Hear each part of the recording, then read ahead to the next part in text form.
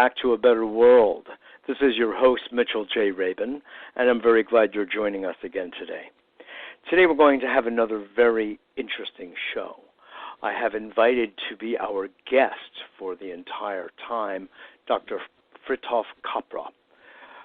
Fritjof Capra has been a great teacher for me over the course of decades, actually, with what was his first big book, The Tao of Physics. We'll get into that in just a moment. But first, just to say, those of you who listen with any regularity know that we focus on this show on creating a holistic perspective, worldview, a view that is much larger, more synthetic, if you will, more like a sense of gestalt, an ongoing, non-sequential necessarily, non-linear perspective that allows us to, if you will, to use the great word from television, grok, an entire picture of reality in one moment, of understanding the interstitial relationships between all things, recognizing that nature is basically a series of interdependent phenomena, essentially energy, essentially one big verb that we're always involved in process. Well, one of the true leaders in this space of understanding exactly those ideas and beyond is Fritjof Capra, today's guest.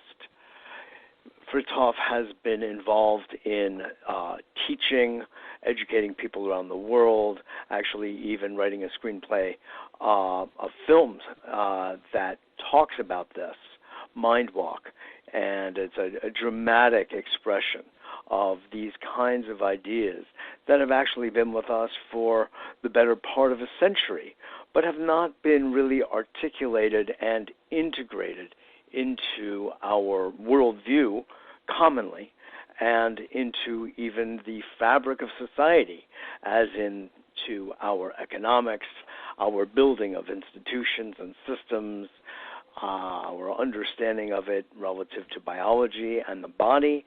So that's where Dr. Capra has come in very strongly and is playing a significant role in bringing this forward. A couple of words of introduction. Dr. Capra was born in Vienna. He's a physicist and systems theorist. He first became popularly known for the book I referenced earlier, The Tao of Physics, which explored the ways in which modern physics was changing our worldview from a mechanistic, Newtonian one to a holistic and ecological one. Published in 1975, it is still in print in more than 40 editions worldwide and is referenced with a statue of Shiva in the courtyard of one of the world's largest, most respected centers for scientific research, CERN, the Center for Research in Particle Physics in Geneva, Switzerland. Over the past 30 years since the writing of that book, Dr. Capra has been engaged in a systematic exploration of how other sciences and society are ushering in a similar worldview or a new paradigm, leading to a new vision of systems and our understanding of the social implications of this cultural transformation.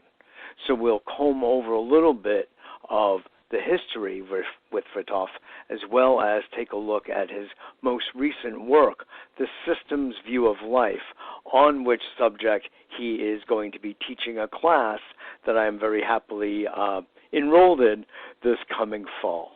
So Fritjof, welcome to A Better World. It's a pleasure to have you. Hello, Mitchell. It's my great pleasure. Thank you for having me on your show. Absolutely. You know, it's so much fun for me because I've been referencing your book for so many years now, the original Tao of Physics, because you so beautifully articulated that intimate relationship between our intuitive, instinctive sense of what's true a lot of which has been described and articulated in different wisdom traditions around the world, but especially the Taoist and Buddhist and Eastern traditions, Vedic, and the magnificence also of Western science and the Western mindset. So thank you, Dankeschön. I really appreciate what you have brought forward to the world. I think it's actually been pivotal, and the kind of receptivity you have gotten from it and since, I think, is testament to how which has really shaped my work and my life, you know. Tell me, please tell our audience about that. Give us a little insight into that. Well, when I wrote the Tao of Physics, I lived in London in the early 70s, and I had intuited that similarity between the concepts of modern physics and the basic concepts of Eastern mystical traditions. And I felt very strongly that this would be common knowledge one day. And that I was just in the right place at the right time with, you know, the right qualifications to write that book. And so I did. And I asked friends of mine in London who were writers, what's a bestseller? Because I wanted to write a bestseller. And they said, well, if you sell 10,000 copies, you can call it a bestseller. Well, the Tao of Physics, as you know, has sold well over 1 million copies now. And so this success was just way beyond anything I dreamed of. And as a consequence, I got in touch with people from all walks of life, from all professions, institutions from many fields invited me to lecture. And what people told me there was that I had expressed something that they had felt for a long time. This shift that you described, Mitchell, from the mechanistic worldview to a holistic and ecological view, that was happening all over the place in other sciences and in society at large. And so because of that, I then became interested in other fields, in biology, in economics, in medicine, in ecology, in psychology, and so on. And so I explored the paradigm shift in these other fields, and that was, you know, the last 30 years of my life. And it all began with the big success of the Tao of Physics. That is wonderful. It's such a good story. And you made reference, Fritjof, to your qualifications. And we both know that on one hand, you could say your analytical skills from University of Vienna, having been a theoretical physicist, but that was, you could say, only half the story, half the brain. And the other was that you actually were practicing Tai Chi Chuan. You were yourself studying the work of Lao Tzu and the Tao, and you had yourself a personal experience of reality. And you know, I would go even further back, Mitchell, to my childhood, because I grew up in a family with a mother who was a poet. And my father was a lawyer, but he was very interested in philosophy. He was sort of an amateur philosopher and had a fairly large library of philosophical books. So at the dinner table in our family with my brother and me and our parents, we always spoke about art, about poetry, about philosophy, about religion, spirituality, and that's how I grew up. My parents were not scientists. And so I inherited that interest. And then when I was a young physics student, I came across a book which is now a classic by Werner Heisenberg, one of the founders of quantum theory. And the book is called Physics and Philosophy. And there I saw both sides of my childhood and you know, inheritance in this title, and naturally I was very interested. And in this book, Heisenberg describes very vividly how a handful of physicists faced a very unexpected and mysterious reality, the reality of atomic and subatomic physics, and how it forced them to think in an entirely new way, to create a new language, new concepts, new ideas. And that fascinated me from my days in Vienna as a physics student. And then later on, 10 years later, I realized that this new reality was actually very similar to the reality described in mystical traditions. And that's how I came to write the book. That is so interesting. You know, you and I, who met through a dear friend and colleague of both of ours, the wonderful futurist and holistic economist, Hazel Henderson, you and I had an initial intuition of how similar our own backgrounds and interests are, and everything you just said almost reminded me. It wasn't in Vienna, it was in New York and Connecticut, but many, many parallels in your childhood dinner table and my own. It was more my mother also, who was an artist in so many ways, who had an interest in such subjects.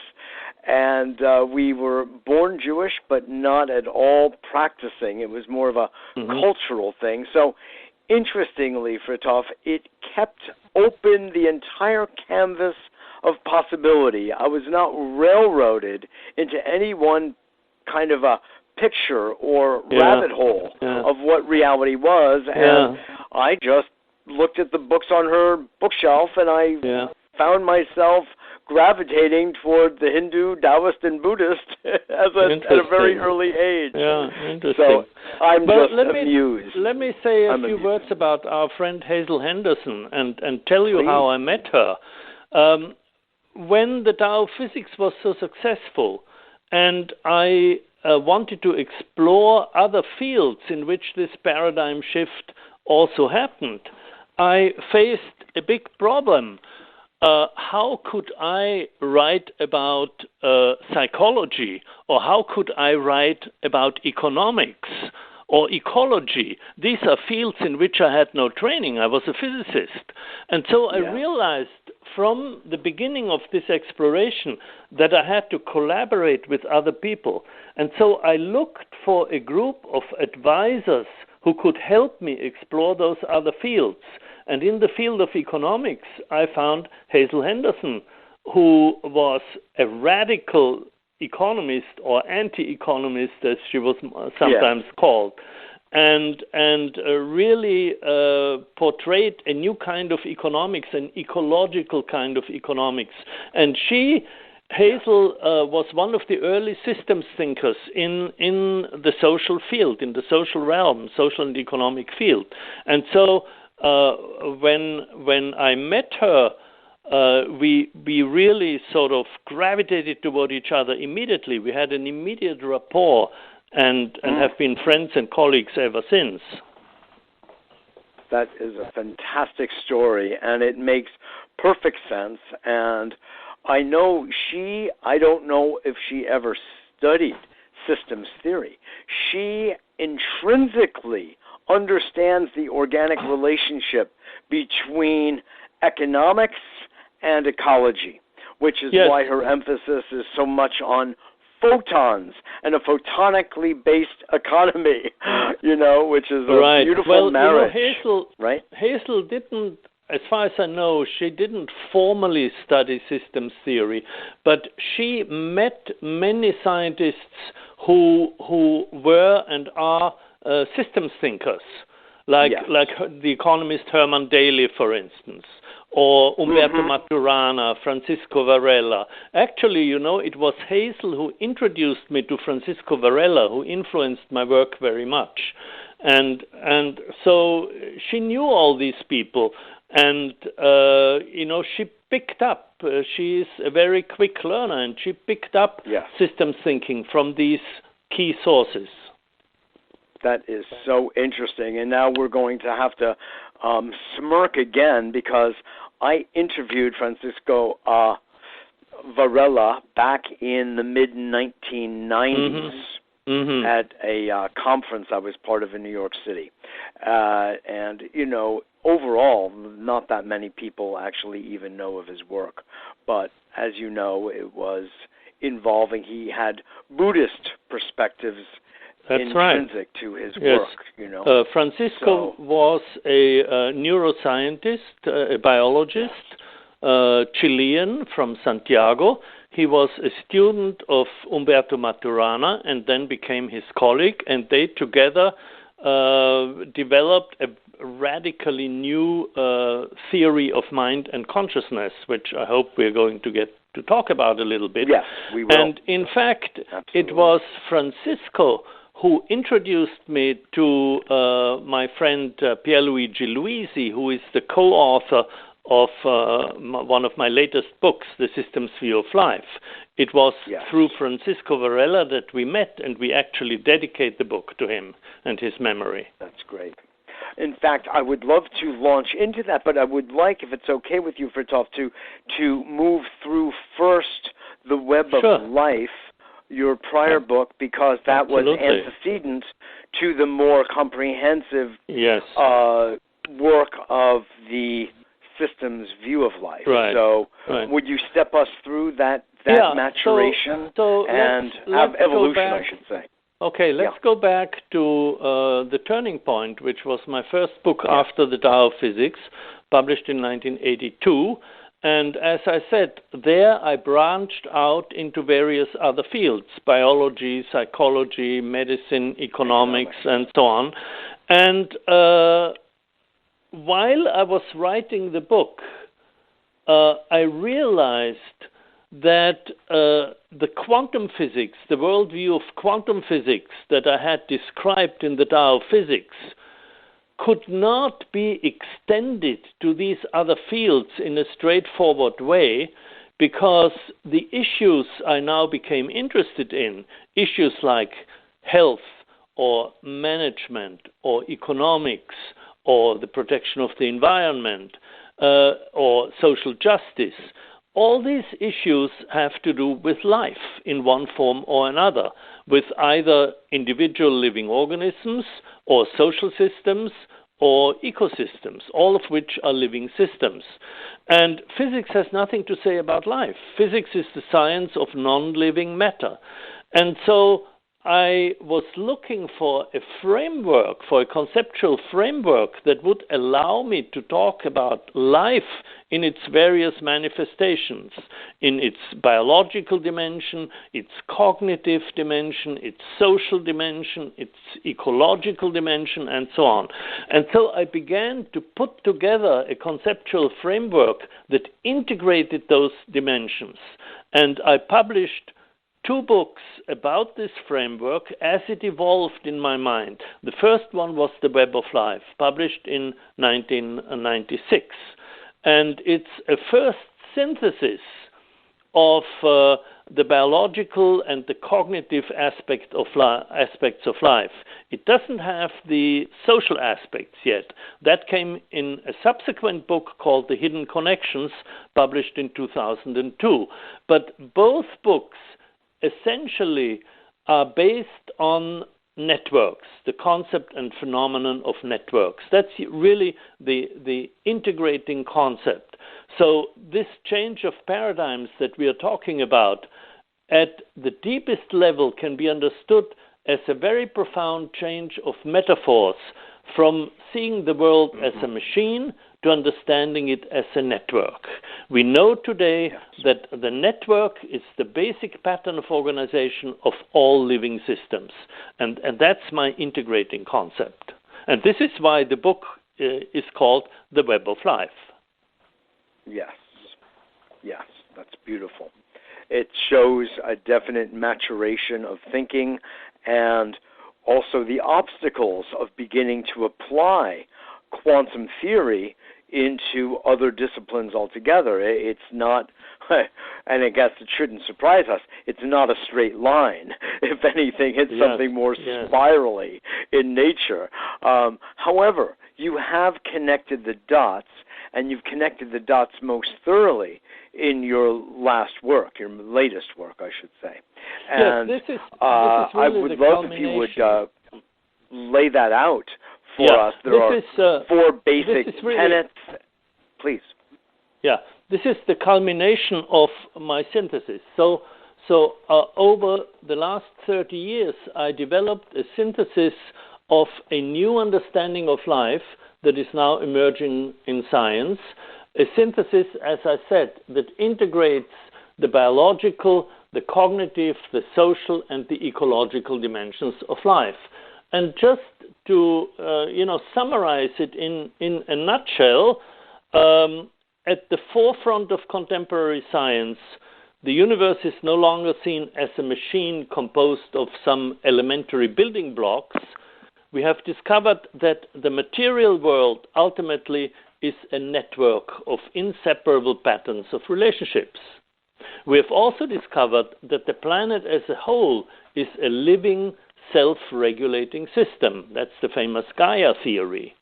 Correspondingly, the view of the human body as a machine and of the mind as a separate entity are being replaced by one that sees not only the brain and the nervous system, but also the immune system, the bodily tissues, and even each single cell as a living cognitive system. So a tremendous change. Then we can go on to evolution, and in the book we have 3 chapters on the systems view of evolution. Evolution is no longer seen as a competitive struggle for existence, but rather as some kind of cooperative dance in which creativity and the constant emergence of novelty are the driving forces. And with the new emphasis on complexity, on networks, on patterns of organization, a new science of qualities is now slowly emerging. And this is what we describe in the book. Now, the book is a textbook, but not a strict conventional textbook. It's for a general audience, but it can also be used and is being used in universities and colleges. It's a big book. It has 500 pages, and it lays out this whole synthesis. And my co-author, Pierluigi Luisi, is a biochemist, so there's quite a bit of biochemistry in it, biology, as I said, theory of evolution, and so on. So he brought that part to it. Interesting. I'd love to ask you about that, actually. How does a change, and of course I know about the new biology, and inside of that also is the new chemistry. How does that show up in the subject of biochemistry relative to the larger evolutionary context? Well, basically, this is really goes back to the work of Maturana and Varela. As I said, the 20th century science has shown that the network is the basic pattern of organization of all life. And everybody knows what a network is, but not all networks are living systems. A fishing net is not alive. A chicken wire fence is a network, but it's not a living system. So Maturana and Varela asked the question, what is characteristic of living networks? What allows life to continually renew itself, repair itself, perpetuate itself, evolve, and so on? And what they found out was that the key characteristic of living networks is that they are self-generating. In a cell, the simplest living system, which is a network of chemical processes, each part is continually produced and replaced and transformed by the entire chemical network, the metabolic network. So living networks continually create or recreate themselves by creating and transforming their components. That's the characteristic of living systems. Technically, Maturana and Varela coined a term for that, which is a Greek word, autopoiesis, and it means self-making Auto, of course, means self, and poiesis, interestingly the same root as poetry, means to make. So autopoiesis means self-making. Living networks continually make themselves. And so all the biochemistry, to come back to your question, flows from this basic insight that these chemical processes are interlinked in network fashion. And Pierluigi Luisi was one of the first to recognize it. He collaborated with Varela and developed his biochemistry accordingly. Got it. It's so interesting because in my experience, which is related, overlapped with yours, but also distinct, the bioassociation in listening to you, Fritjof, I'm thinking of, what comes to mind is the work of Bruce Lipton, who understands that the body alone is essentially a series, a cellular biologist, I should say, who's been on our show many times. He's a dear friend. The body consists of a series of communities from atomic to cellular to organic tissue, etc., and they are all, of course, interdependent on one another.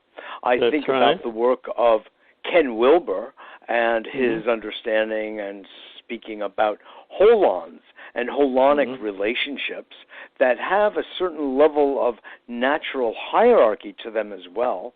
However, they are in themselves their own holonic community that are, again, wholly interrelated to each other. I think of the space of biomimicry, which is so much of what you're saying in its own lexicon, if you will.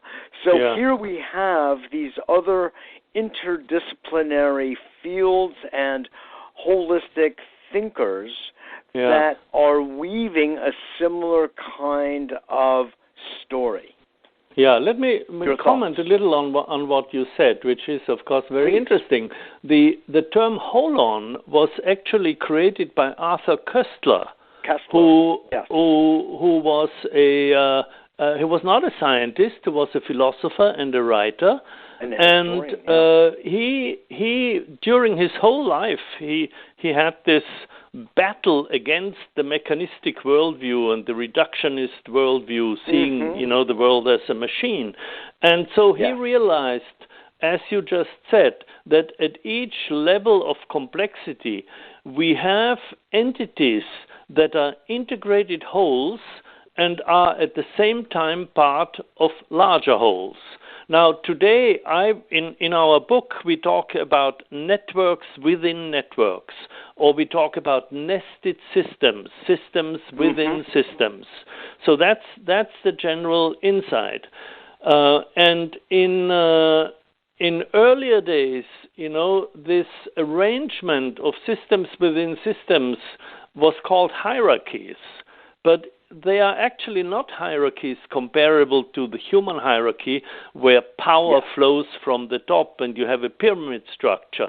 It's more that you have any part, any integrated whole. You can pick it out. Say you go out into a forest and take a squirrel. The squirrel is an integrated whole, but it is a network also. It is composed of various organs and organ systems, and each organ is composed of tissues, and each tissue is composed of cells, and each cell of molecules. And at every level we have a network. We have networks within networks, and they're all interacting, as you said. Absolutely. And I know that Wilbur utilized Kessler's idea. He co-opted it, if you will, into his larger world and cosmo view, if you will, as well as the work of Don Beck and Claire Graves, of spiral dynamics.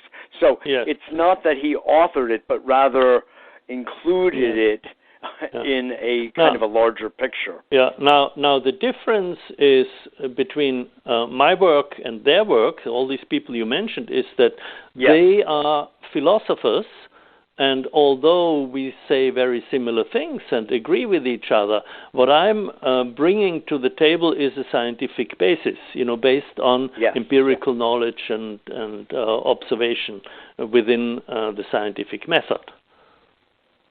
Absolutely. That's what is so wonderful about what you've been doing for all of these years, is you're bringing that level of specificity and scientific analysis to what could otherwise be considered rather fuzzy and only on the qualitative instead of also the quantitative. You bring both, right? Yeah, and it has been a long journey, as I mentioned, my last book is called The Systems View of Life, and I used this term for the first time in the early 1980s in my book, The Turning Point. There is a section of the book which is called The Systems View of Life. And so I just began to explore that.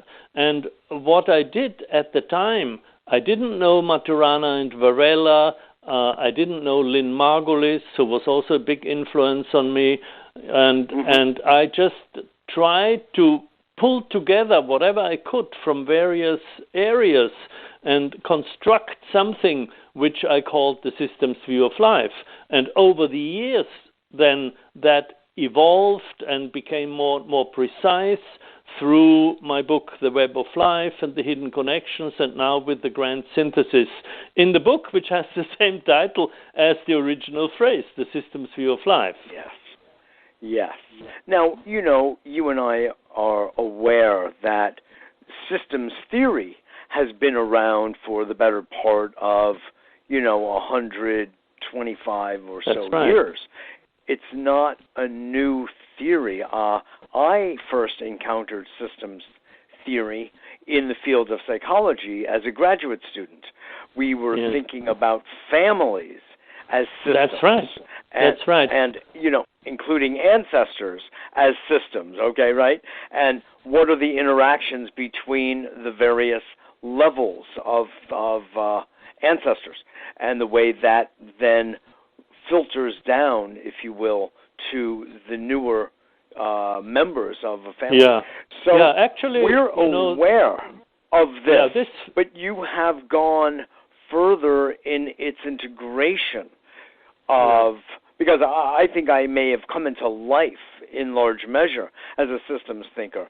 In some ways you had that, but you very much pursued the analytical perspective that physics originally, and then later quantum physics, where you could almost say your own mind began to expand in contemplation of two main things. One, quantum physics, so it was in your own respective lexicon, and then in your inquiry into the traditions specifically of the East, which was an entirely different, more, you could call it poetic, metaphoric language, yet you were able to pick up on it with, if you will, both your brains, and you have been working at a synthesis ever since. And let me say a little more about systems thinking. As you said, it emerged about 100 years ago, a little less than 100 years ago, in the 1920s and 1930s. And interestingly, it emerged from a series of interdisciplinary dialogues among biologists, psychologists, and ecologists. This took place in Europe, and it took place in Germany mainly. And you mentioned in your introduction, the word Gestalt as an integrated pattern. That, of course, is a German word. And the original meaning of Gestalt is a living form. In German, there are two words for form. One is the same form, which is a non-living form. And then Gestalt is a living form. And so these psychologists and biologists talked with each other, and the biologists used this term Gestalt for living biological forms, and then the psychologists took it over for an integrated pattern of perception. And then ecology was a very new science at the time, and ecologists participated in this dialogue. And as you said, in psychology, the family and family therapy became a field which was pioneering systems thinking in psychology. Yeah, exactly. But that's how I knew of it. Yep, right. family therapy. And you know, the systems thinking that Luigi and I are using in our book is somewhat different, because what happened in the 1970s and 1980s was complexity theory. Complexity theory is a mathematical theory of nonlinear systems. It's a nonlinear mathematics featuring computers and structures like strange attractors and fractals and so on. And this mathematics allowed scientists for the first time to really deal with the enormous complexity of living systems mathematically. They were not able to do this before. So complexity theory raised systems thinking to a whole new level, and that's what we are using in our work. Ilya Prigogine was one of the first. I was just about to mention him. Yeah. You're reading my mind. I wanted to ask you whether his work was an expression of exactly this idea of complexity theory. Yes, and he was one of the very first to use this in the 1970s, when it was just being developed. And he developed a new kind of thermodynamics and defined living systems, not only living systems, but these complex systems as dissipative structures, structures that are stable, and yet there is a flow of energy through them all the time. And he got the Nobel Prize for that, using the concepts of complexity theory for his new theory. And please correct me if I don't understand this, because I am not at all a physicist, except for, you could say, an everyday physicist, that I know how to hop on my bike and swing a paddle. Right. A Newtonian physicist. Yes, exactly. No, but in my mind and heart, I'm a quantum physicist. Yes. And soul, no doubt. But I'd like to ask you, my understanding of Prigogine's work, and of course as it relates to this larger context, is that, especially in ecological, this ecosystemic context, is that you have a level of organization into which arises or emerges a disturbance of some sort. And I think I remember when I studied this that it was the idea of inside an oyster, when there is a kind of a perturbation of some sort which disturbs the oyster, but it leads to the pearl. It's almost the idea of the lotus emerging from the mud, but from the larger ecosystemic context, it's pretty interesting, because it suggests that inherent in natural systems, there are always eruptions and disruptions to which the ecosystem must adapt or perish. Yes, and then there becomes a higher level of complexity and reorganization of the organism or the system. Is that and what you are talking about, Mitchell, is now generally known as the phenomenon of emergence. The emergence after a disturbance, you're quite right, or at a point of instability that a system reaches, break through to an entirely new state, and that is known technically as a bifurcation, and more commonly as the emergence of new order. And you are absolutely right that Prigogine was, I think, the very first to really analyze this process in detail. Oh God, I'm already and continue to be a student of yours here, Fritjof. I'm very appreciative of this. So we're being begged to take a look at the contemporary scene of what's going on in our institutions across our precious planet, in light of all that you just said about systems and disruption and disturbance and a new emergence. And when we look at what's going on today, socially, economically, politically, we see what we could pretty well identify as fairly serious disruptions in these systems. Absolutely. Could you take your thinking from the system's view of life and apply them to the real-world context? Yeah, and this is, I'm very glad you're bringing this up, because this is a very important part of my work, and it's an important part of our textbook. The systems view of life is not only fascinating intellectually, but has very concrete, important applications. Yes.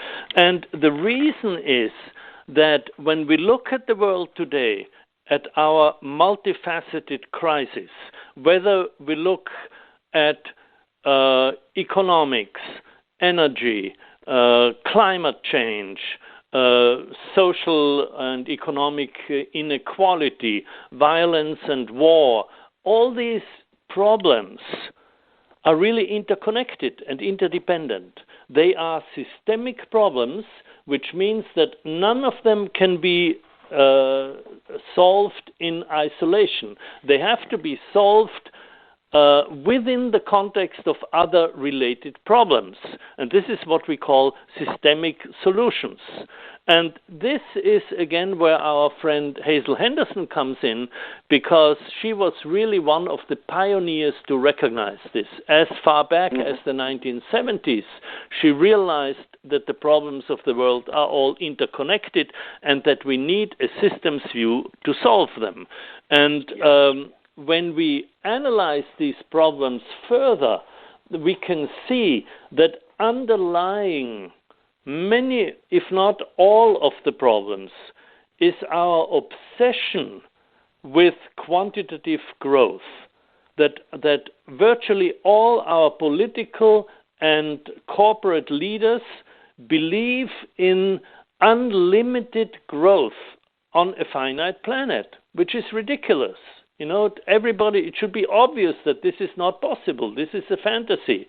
And yet, everybody says a healthy economy is an economy that grows. And if it grows more, it's healthier. And Hazel and I actually wrote a paper together several years ago, which we call qualitative growth. Because the solution is not to say there can't be any growth. Growth, as we all know, is part of life. Living organisms grow. But not everything grows all the time. You know, an organism or an ecosystem grow in their youth, then they mature, and then they decline and disintegrate and release their components to form elements of new growth. Components, resources for new growth. And I learned this from Hazel, 20 or 30 years ago. And a few years ago, we wrote this paper, Qualitative Growth. So what we are proposing is a shift from quantitative growth to qualitative growth. Qualitative growth is growth that enhances the quality of life.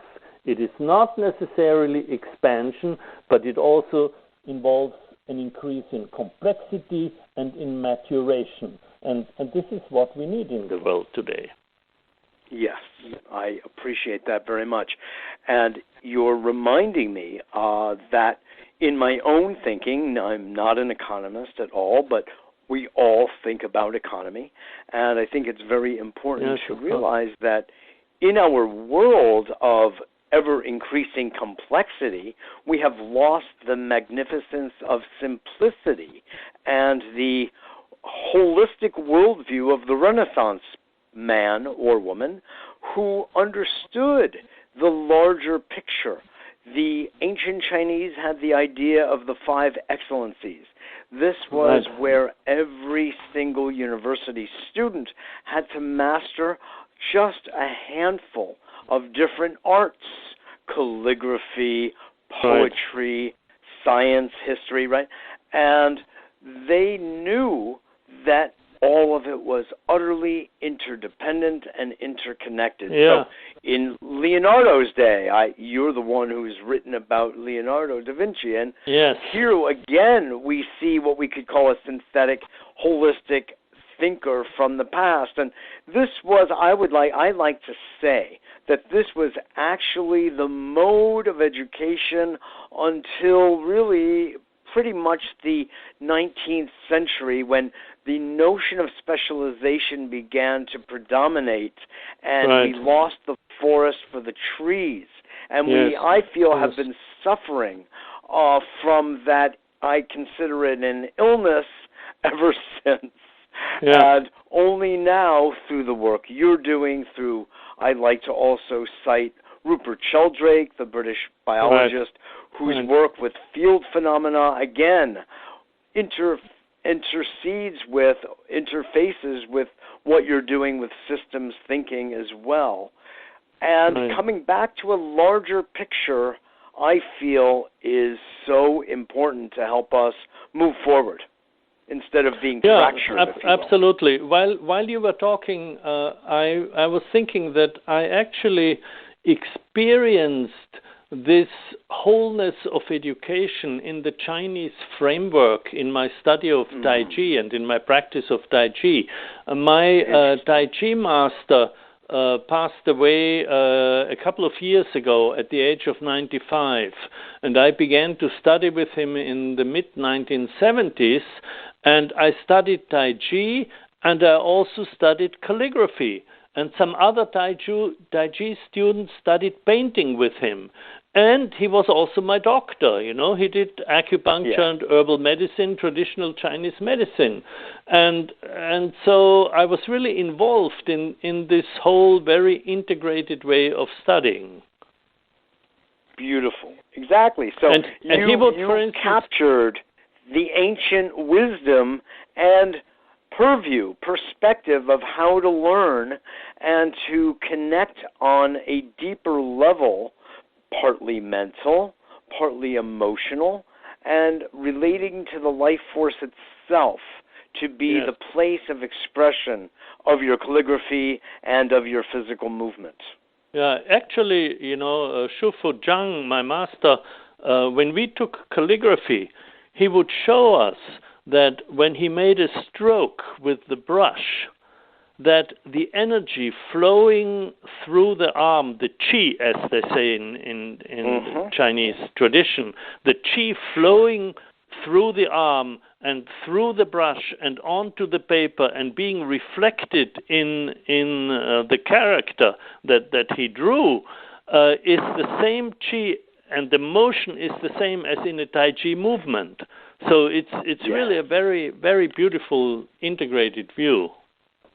Isn't that something? I mean, if we were to bear down a little further, we would see that even in the language and the characters, we see images. Talk about Gestalt again. Yes. You're getting a picture of an idea that you then absorb and then look at in the context of other ideograms, which are presenting you with more pictures. Right. Yeah. Let me tell you another story, which is quite amazing. In the 1990s, Please. I went to Japan. I went to Japan several times. And at one time, I gave a talk at the National Japanese Acupuncture Association. And they had a training course for young acupuncturists. And, Japanese acupuncture is slightly different from Chinese acupuncture. Yeah. And what was very specific there and very fascinating was that the senior teachers were blind, I knew where you were going with this, And so, I've experienced I saw them teach, and I remember this one old man who was standing at the head of a table, and another person was lying there, playing the patient, and a young woman was doing acupuncture, and the blind man was feeling the pulse, of the person who was the subject. And he was feeling the pulse, and he told her, "You're not holding the needle enough upright. Do it a little more upright." and you're moving a little too fast. I'm making this up now. I don't remember the details. Sure, no, I understand. He could idea. feel from the pulse how she was holding the needle and operating the needle. He couldn't see it because he was blind, but he could feel it from the pulse. Yes. So that was one of my most amazing experiences of this Chinese system. That's absolutely remarkable. I know exactly what you're talking about because, as you know, I am a licensed acupuncturist and was studying Chinese medicine back in the early 80s in New York and a little bit also in China. And both the Japanese and the Chinese have this long-standing tradition of blind practitioners, including acupuncturists. And a good friend of mine and I, back in around 1983 or so, met a Japanese blind acupuncturist who worked on us using needles. It's like, how could they do this except that, as you described, with the pulse, they can. Their level of perception, of sensitivity has become so acute. So what does this tell us? I mean, this tells us that we are capable of so much more than we typically fancy ourselves as being, you know, and your exploration of systems thinking. You know, honestly, I'd like to do another dive in because this also relates to the mind and the body. And from a medical point of view, we are considered machines still in this day, unless you're in the alternative holistic movement, which I've been for decades. And to us, Newtonian physics, while we all appreciate it for all of the reasons that we know, from a larger point of view, is actually primitive when working with the body, except for perhaps in cases of emergency medicine. Well, we want to look at systems. You know, you're touching on something which is really, you know, one of the most dramatic discoveries of the systems view of life, and that is a new conception of mind and consciousness. And let me give you just a little bit of background. The problem that scientists and philosophers in the West faced for the last 300 years in trying to figure out how mind and body interact. The problem goes back to Descartes. Descartes, the great French philosopher and mathematician, distinguished between two separate and independent realms, and you know, mind and matter. And mind he called the thinking thing, res cogitans, the thinking thing, and matter he called the extended thing. And so ever since Descartes, scientists and philosophers have thought of the mind as some kind of mysterious entity. Fritjof, I don't know why. Excuse me just one moment. Your voice faded for some reason. Maybe it has to do with your mouthpiece is. There, much better. Thank you. Shall I go again? Sehr gut.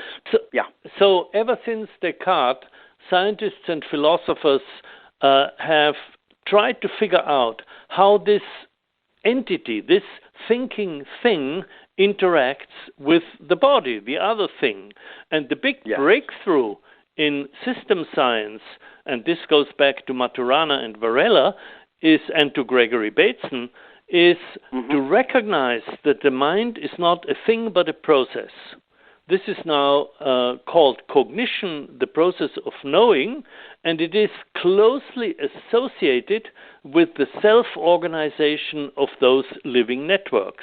So the very process of self-organization is a cognitive process, and that is a huge, very revolutionary breakthrough.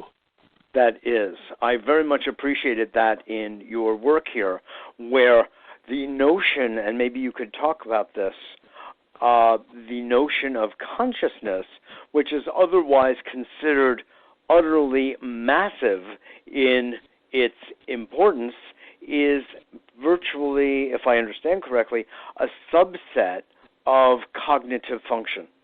That's right. This concept of cognition, which goes back to as I said, Gregory Bateson and Umberto Maturana, who discovered Yes. it independently in the late 1960s. This concept sees cognition, the process of knowing, as an essential process of all life. So even a bacterium, even a simple cell, perceives things in the environment, bonds according to the sensory perception, and this is seen as a cognitive activity.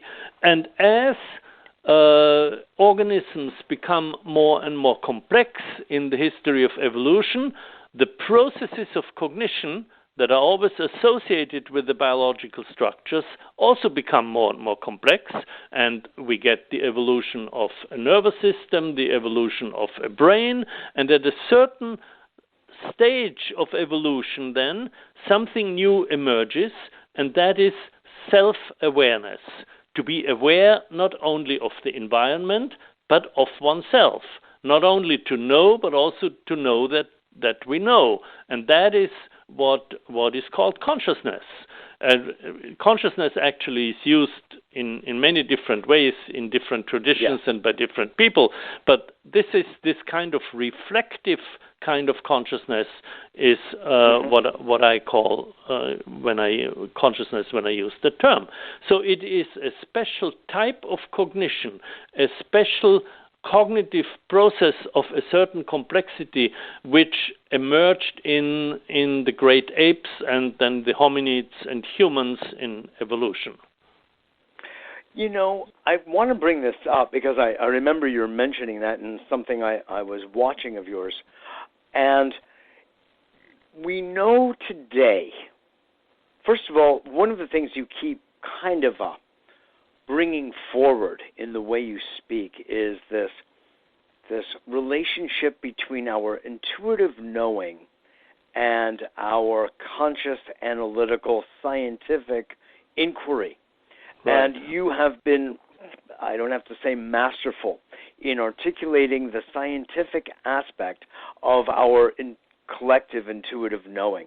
I don't mean everyone, but many people who have taken the time to be reflective about the nature of life, the nature of reality, the nature of perception.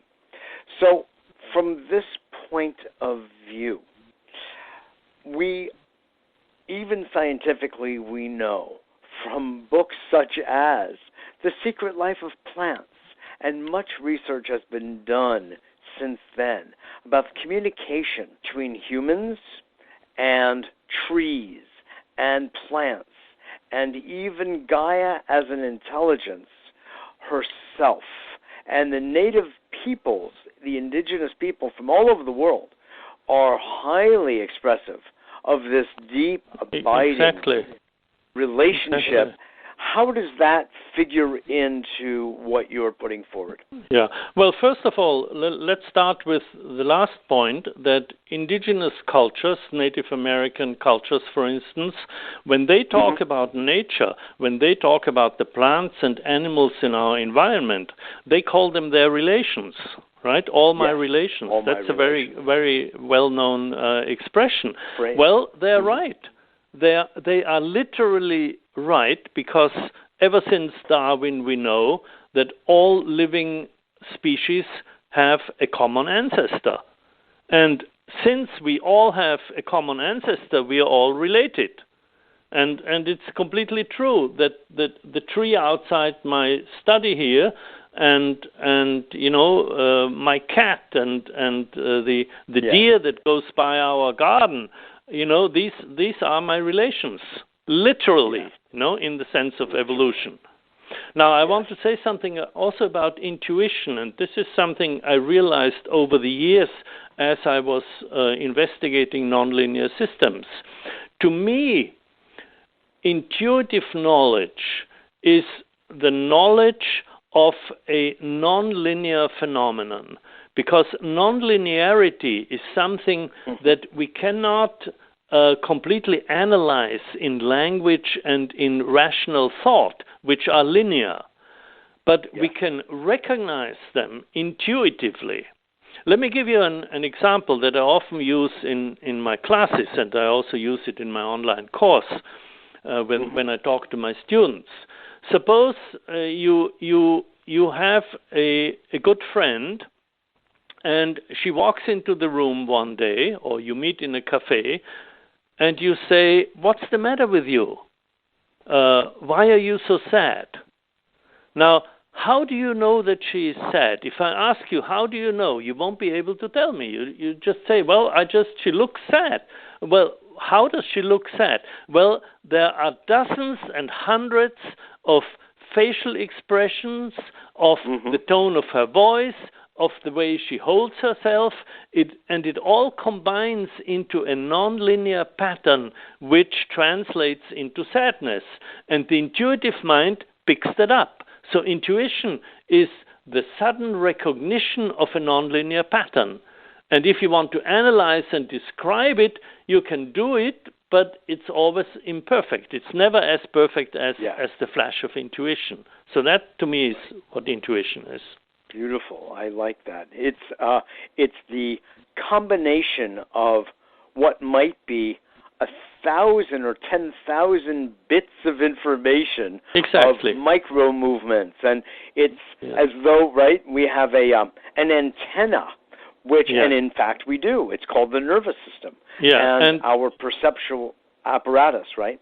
Yeah, and this is precisely what those psychologists in the 1920s and 30s called a gestalt.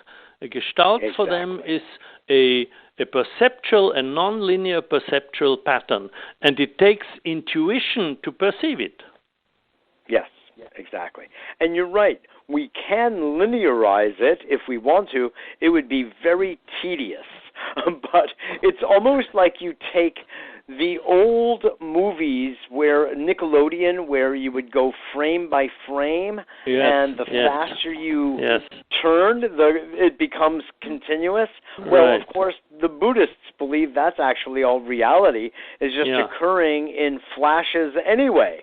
And we're the ones, through our perceptual framework and mindset, connect all of those dots and turn it into a sequence that we call our lives. Right. You see, in science, we were helped enormously in the last 20, 30 years by this development of a nonlinear mathematics. With the help of computers, we can now analyze things nonlinearly. And when you solve a nonlinear equation with these new techniques, what you get is not a formula like the equations we used to solve in high school, but you get a pattern. You get a holistic pattern, and the strange attractors of chaos theory or the fractals of fractal geometry are those patterns. You program the computer to draw out this pattern, and the pattern is a representation of the dynamics of an entire system. It's fascinating. And now they have quantum computers. I can't even begin to imagine what that is. I don't even want to start talking about it. Oh, okay. That's a whole other thing. But I do want to bring up, before we part, the deep relationship you have with Gaia, with Mother Earth, which has shown up in much of your work. And while some of it is articulated explicitly, it is always implicit. There we go with intuition again and reading between the lines. And also, it comes through also when I teach. I've been teaching my whole professional life, and now I have embarked on a new venture, which is, as you mentioned, my online course, which I call... Please tell us about that, so people can tune in if they wish. I call it Capra course, just so that people can easily find it on the internet and recognize it. And it is based on the systems view of life, based on the textbook, and it consists of 12 pre-recorded lectures that were recorded in a very beautiful environment in the living room of an architect, a friend of mine, with a lot of art, a lot of symbolic decorations and so on, with a small audience of 10 to 15 people. So each lecture is about 40 minutes, and each lecture is available or is presented for 1 week. And the past lectures remain available, but each week you get a new lecture. And in addition to that, we have an online discussion forum in which I participate regularly. So every day I interact with my students, with the course participants, by posting things online. And I must tell you, Mitchell, I really enjoy that, and it is quite different from a classroom. Of course, you don't have the direct face-to-face contact, but what you have is a discussion that is much more substantial, because when somebody asks me a question, I don't need to answer right away. It's posted, and I can mull it over. I can look up some books. I can look up something on the internet, and then answer in a much more complete way. And on the student side, in order to ask a question or make a comment, you don't have to do it right away. You can really think it over. And so the discussion we have, and it's a whole network of discussants, the discussion is much more substantial than in a classroom. And I must say I really enjoy that. I spend about half an hour a day when the course runs, spend about 30 minutes a day interacting with my students, and I really enjoy it. Well, that is wonderful to hear, Fritjof, because I will be one of your students. Well, Hazel and I will be sharing a seat together in your course. Exactly. So for our listeners, there's a very extensive website at capracourse.net where you can find all the details. Fantastic. There is one more quintessential question that I have to ask you because of this deep relationship you have with systems, natural systems, and clearly your love of the Earth, planet, and life itself. And that is, we are talking about disruptions and disturbances and precipices of the social institutions we have, political, economic, etc., as well as ecological. And it looks like we are facing a phenomenon, Fritjof, of immeasurable, incalculable importance. And we refer to it as climate change. I don't care actually about the phrase, but we do observe phenomena such as the severe melting of ice caps, both north and south. We see the sea levels rising. We see a warming of the planet by and large to severe degrees. We see fires happening in places they didn't happen, tornadoes and hurricanes happening in places they typically haven't. We know the Earth is always part of a cycle. However, it also seems very obvious that the anthropogenic aspect of all of this is staring at us in the face. What are your thoughts about what is happening and where we're going and what's before us? Well, first of all, let me come back to the fact that all these phenomena and all these severe problems you mention are interconnected and interdependent, and we need systemic solutions to solve them. Now, the good news is that we have these systemic solutions. In our textbook, we spend about 60 pages at the end discussing the most important systemic solutions to all these problems, to the energy problem, climate change, economic inequality, violence and war. All these problems have solutions which have been designed and tested around the world, mostly by NGOs, by the global civil society. The problem is that the corporate world and the political world has invested a lot in the status quo and doesn't want to change things. Think, for example, of the fossil fuel companies. They don't want to shift to wind energy or solar energy. We know how to do it. We have the technologies, we have the knowledge.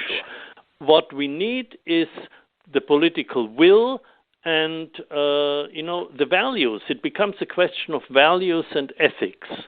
So Indeed. that's one thing I want to say. The other thing, which is also very serious, and you asked this question, where are we going? And to formulate it in another way, to make it more dramatic, you could say, is there hope for the future? Are we going to make it? Are we going to save the world? And I deliberately didn't want to set up that drama, but please go on. I appreciate it. I think, this is, our listeners will think along those lines. And I can tell you that I have been very inspired over the last 10 years or so by the writings of Václav Havel, the great Czech playwright and former president of the Czech Republic, who wrote in one of his books, who asked this question, is there hope for the future? And he turns it into a meditation on hope itself. And if you look at our book, The Systems View of Life, this is how we end the book, with this quotation by Havel on the very last page of the book. And let me read it to you.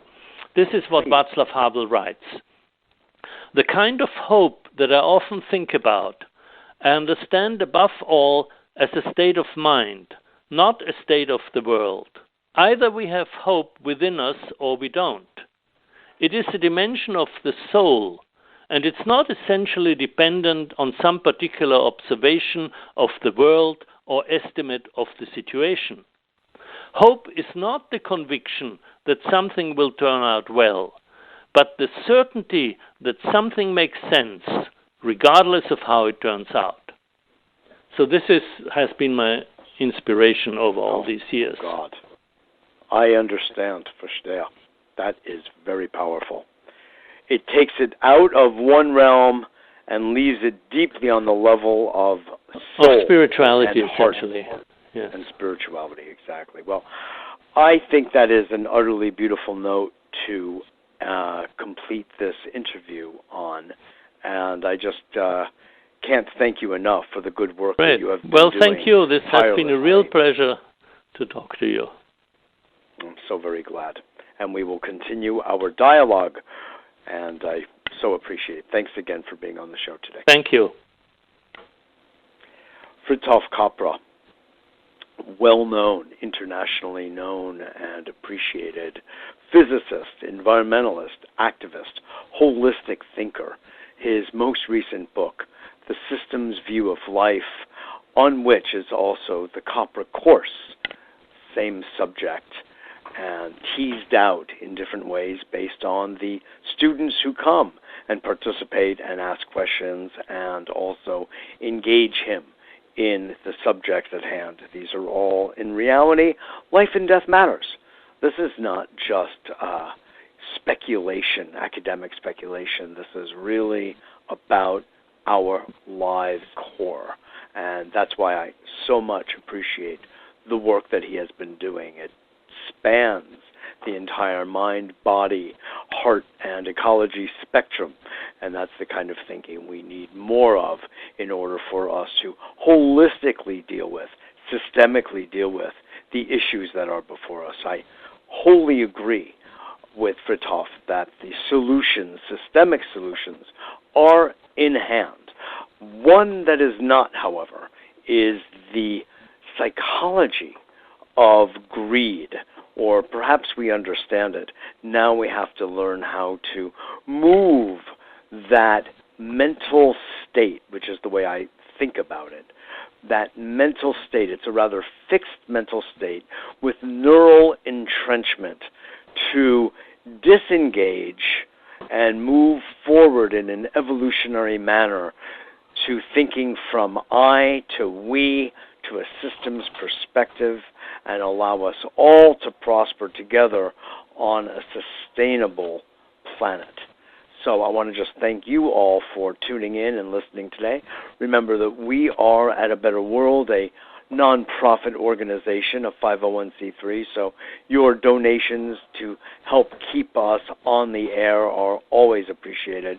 If you do not yet get our newsletter, it's free. Just visit our website, www.abetterworld.tv, abetterworld.tv, it's on the right, and become part of our community.